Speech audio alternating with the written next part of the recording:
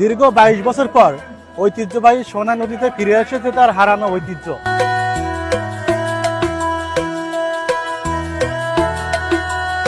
দেখতে পাচ্ছেন নদীর দুই পাড়ে অসংখ্য মানুষের সমাগম ঘটেছে এই সোনা নদীতে ঐতিহ্যবাহী নৌকা বাইচ প্রতিযোগিতা দেখার জন্য।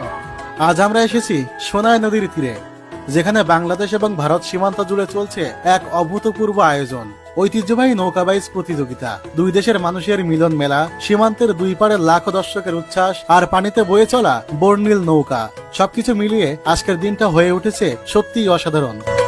চলুন এই ঐতিহাসিক আয়োজনের রঙিন মুহূর্তগুলো একসঙ্গে উপভোগ করি। দর্শক দেখুন, সোনাই নদীর দুই পারে মানুষের ঢল নেমেছে। কাকডাঙ্গা সীমান্তের এপারে বাংলাদেশের হাজারো মানুষ, আর ওই পারে হাকিমপুর সীমান্তে ভারতের দর্শকরা, সবাই একসঙ্গে উপভোগ করছে এই ঐতিহ্যবাহী নৌকা বাইচ। আসলাম ফ্যামিলি নিয়ে ঘুরতে, অনেকদিন পর একটু আনন্দ করার জন্য আসলাম। গত বছর হয়েছিল, গত বছর আসছিলাম, এবছর আসলাম ইন্ডিয়া বাংলাদেশের যৌথ খেলা দেখার জন্য নৌকা বাইচ। খুব সুন্দর লাগছে। দীর্ঘ 22 বছর পরে পরপর দুইবার খেলা হচ্ছে এখানে। খুব ভালো লাগছে, অনেক লোক অনেক জায়গা থেকে এসেছে, আমাদের খুব ভালো লাগছে।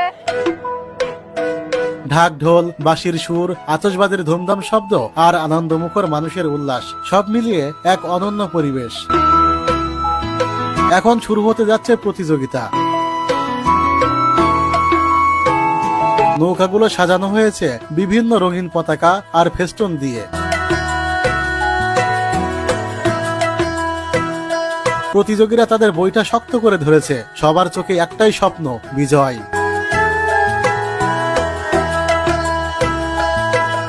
আর দেখুন দর্শকদের উল্লাস, কেউ বাজাচ্ছে ঢোল, কেউ চিৎকার করে উৎসাহ দিচ্ছে। এক কথায় এটা শুধু একটা প্রতিযোগিতা নয়, এটা একটা আবেগ, এটা একটা সংস্কৃতি।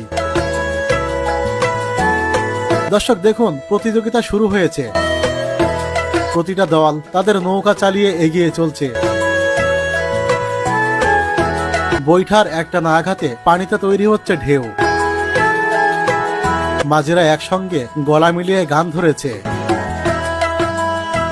কে জিতবে, কে বিজয়ী হবে, উত্তেজনা তুঙ্গে।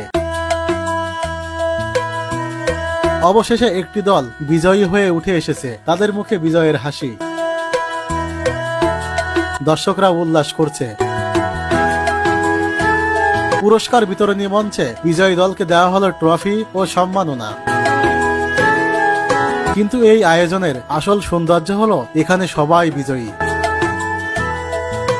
কারণ এটা আমাদের সংস্কৃতি এবং আমাদেরই ঐতিহ্য। এই নৌকা বাইচ শুধুমাত্র একটি প্রতিযোগিতা নয়, বরং দুই দেশের মানুষের ভালোবাসা, ঐতিহ্য আর সংস্কৃতির এক অপূর্ব মেলবন্ধন। সোনাই নদীর বুকে এমন আয়োজন আপনাদের কেমন লাগলো কমেন্টে জানাতে ভুলবেন না। আর যদি আপনিও চান আমাদের ঐতিহ্যের এমন সব গল্পের সাক্ষী হতে, তাহলে আমাদের ইউটিউব চ্যানেলটি সাবস্ক্রাইব করুন এবং ফেসবুক থেকে দেখলে ফেসবুক পেজটি ফলো দিতে একদমই ভুলবেন না। আজকের মতো এখানে বিদায় নিচ্ছি। সবাইকে ঈদের শুভেচ্ছা, ঈদ মোবারক।